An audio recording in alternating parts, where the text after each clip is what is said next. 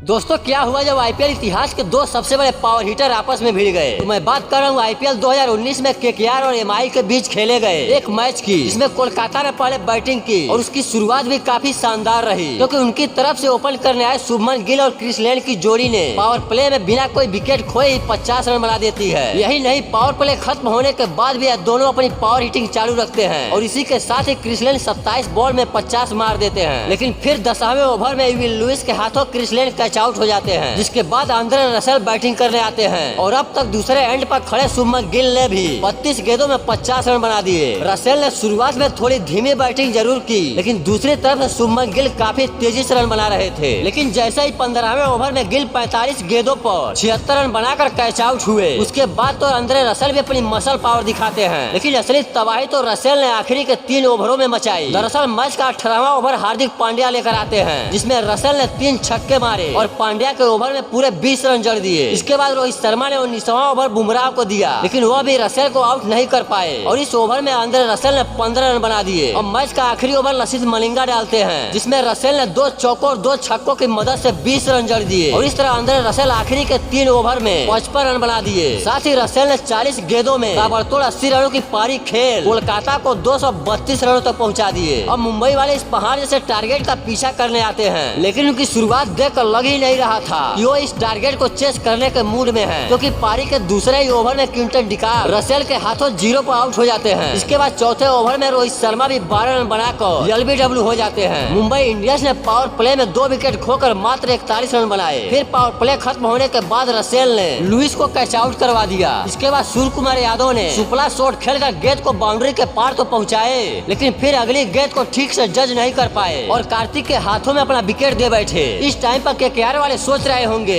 अब तो यह मैच हम आसानी से जीत लेंगे, लेकिन तभी 9वें ओवर में हार्दिक पांड्या बैटिंग करने आते हैं, जो कि कुछ ऐसा करने वाले हैं जिसकी किसी ने शायद कल्पना भी नहीं की होगी। दरअसल हार्दिक ने अपनी दूसरी गेंद पर पहले तो एक 6 मारे और इसके बाद तो हार्दिक चौकों और छक्कों की झड़ी लगा देते हैं। और अब तो हालात ऐसे हो गए कि चाहे कोई भी गेंदबाज बॉलिंग करने आ रहा था तो हार्दिक उसकी गेंद को सीधा दर्शकों के पास पहुंचा रहे थे। फिर देखते ही देखते हार्दिक पांड्या ने सिर्फ 17 गेंदों पर 50 भी मार दिए, लेकिन टारगेट अब भी बहुत दूर था। इसलिए हार्दिक पांड्या ने गेंद को बाउंड्री के बाहर पहुंचाने का अपना कार्यक्रम चालू ही रखे। फिर भी मुंबई से ज्यादा कोलकाता वाले टेंशन में दिख रहे थे, क्योंकि उन्हें पता था कि अगर यह बंदा ऐसे ही खेलता रहा तो यह मैच तो हमारे हाथों से निकल जाएगा। लेकिन अफसोस, उस रात मुंबई की तरफ से हार्दिक पांड्या के अलावा कोई और दूसरा खिलाड़ी बड़ी और तेज पारी नहीं खेल पाया और फिर 18वें ओवर में हार्दिक पांड्या भी 33 गेंदों पे 91 रनों की तूफानी पारी खेलकर कैच आउट हो गए, जिससे कोलकाता 34 रनों से मैच जीत गई।